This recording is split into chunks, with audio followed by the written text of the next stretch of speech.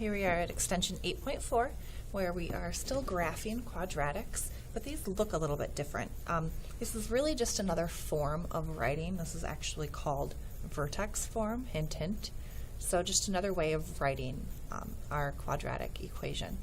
So this right here, like I said, we call vertex form, where it's y equals a times the quantity, x minus h squared plus k. So this definitely looks different from this, which is what you had before, the ax squared plus bx plus c.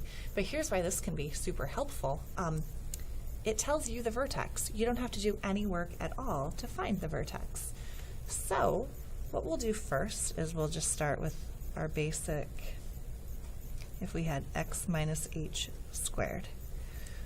And again, if you think back to what we did before, like if we had the absolute value function, like x minus 1, maybe you remember this, maybe not, but this actually shifted your graph 1 unit to the right. And if you had y equals absolute value of x plus 2, that would shift your graph 2 units to the left. Turns out this h right here does the exact same thing. So if we had y equals, how about x plus 2 squared, and notice that that 2 is in the parentheses with the x, so it's that whole quantity squared. If we wanted to graph that, we could do it by making a table of values. You know, it's my favorite thing to do. So let's make a table of values. -2, 1, 0, sorry, -1, 0, 1, and +2. So -2 plus 2 is 0 squared is 0. -1 plus 2 is 1 squared, which is 1. 0 plus 2 would be 2 squared, which is 4. 1 plus 2 is 3 squared, which is 9. And oh, you should be noticing my numbers are getting bigger and bigger. Let's try putting a -3 in there to see what happens. -3 plus 2 is -1 squared will give me 1. So if you think about that over here, now I can see that my graph is going up. If I go in this direction, my graph will also go up. So that my vertex should be right around this -2. If I graph it then, I put in -2, I get out 0. I put in -1, I get out 1. Put in 0, I get 1, 2, 3, 4. I put in 1 and I get 9, which is going to be way up here. So then I'm also going to go backwards. If I put in -3, I get 1, and I can see then that this must be my vertex. So if I wanted to put in -4, I should get 4 out. Let's think, -4 plus 2 is -2 squared will give me 4. So you can see that this has the same shape as my parent function, y equals x squared. It's not, you know, any wider or narrower. It's just been shifted over 2 units. This plus 2 shifted to the left 2 units. So that's really the whole idea here. Then with just this x minus h squared. So then if I move on to this, y equals x minus h squared plus k, this is going to just shift my graph. Notice that I don't have an a value, so I should have the same shape as my parent function, y equals x squared. It's just going to be moved. So let's say I wanted to graph this. X minus 4 squared plus 5. If I look, that's going to move my vertex. This is moving my vertex to the right 4 units and up 5 units. So if I'm making my graph is going to be opening up like this. My vertex, instead of being at 0, 0, it's going to be all the way over at 1, 2, 3, 4, 1, 2, 3, 4. My vertex is going to be right there. If I know that, well, I know it has the same shape as x squared, so I'll have points here and here. I go up 1 over 1. And if I go over 2, I need to go up 1, 2, 3, 4. That's just based on x squared, right? 4. Now, of course, I can make a table of values to check those. So let's just see what happens. But I'm going to use my knowledge of this being the vertex to help me pick points for that. So let's pick 2, 3, 4, 5, and 6. So if I'm starting with x minus 4 squared plus 5, if I put in 2, 2 minus 4 squared is going to be negative 2 squared, which is 4 plus 5, and I'll get 9. 3 minus 4 squared plus 5, that's 1, plus 5 will give me 6. If I put in 4, I'm going to get 0 in my parentheses, so that's 5. And look, 4, 5, that's my vertex, 4, 5.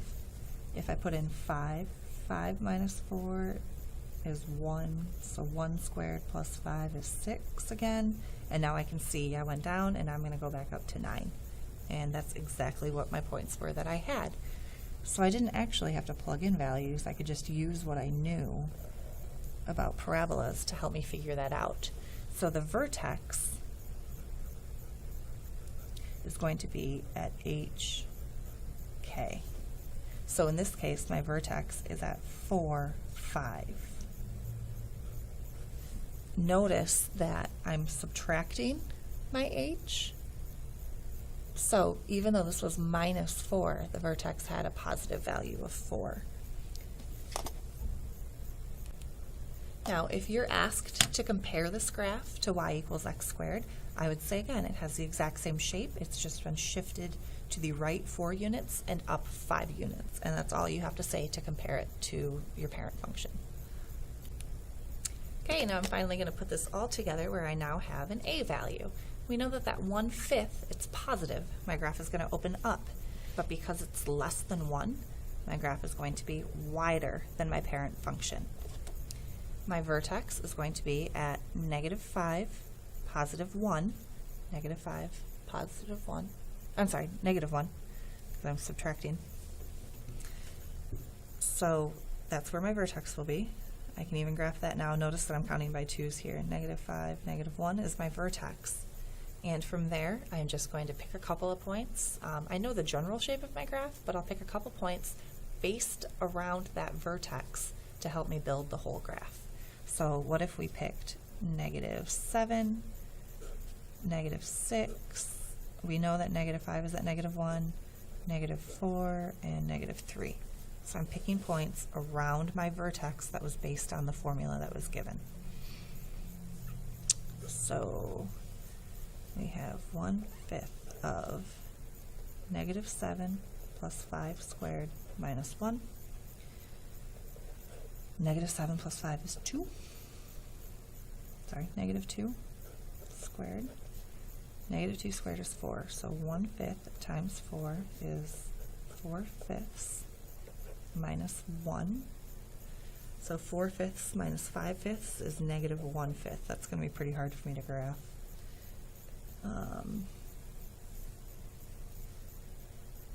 Let's see, negative 7 is right here. Negative 1/5 will be like right there. And then if I put in negative 6, I get 1/5 times negative 1 squared minus 1. And this is just doing the algebra, right? So 1/5 times 1 minus 1. 1/5 minus 5/5, really, would be negative 4/5. So this is going to be somewhere in between. So you can see it's kind of opening wide. It's going to do then negative 1/5, negative 4/5. If I put in negative 5, I'll get negative 1. And then I know that it's going to mirror on the other side.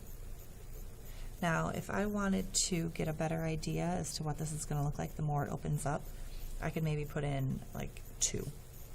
Let's just try 2. So 1/5 times 2 plus 5 squared minus 1, that's 1/5 times 7 squared, 1/5 times 49, that's almost 10. 49 over 5 minus 1 would be, what is that? 9 and 4/5 minus 1, so 8 and 4/5. So when I put in 2, I got out almost 9. So my graph is going to look something like this and something like that. That's kind of ugly, but I think you're going to see the right idea. Because I counted by 2s, it didn't work out quite as nicely as it could have. But you can see that this is a really wide graph. So really, I found the vertex. Oops, you can't see. I found the vertex based on the function that was given to me. I picked some points around that vertex to help me graph it, and that was really all I had to do. So when you're given vertex form, that's a really easy way to get it, because if you know where the vertex is, that just helps you really with everything else, making the graph. You know that the vertex, it's going to be symmetrical on either side, despite what my graph looks like right now. So yeah, that's what you're doing for this homework. Again, I feel like I went through that pretty quickly. I hope that you're getting the idea. If you look at the examples in your book, if you talk to your teacher, that should help. Because this is an extension, you know, the assignment is at the bottom of the pages. So your homework is pages 432 through 433, numbers 1 through 20. So do your best on that, and I'll see you back here tomorrow.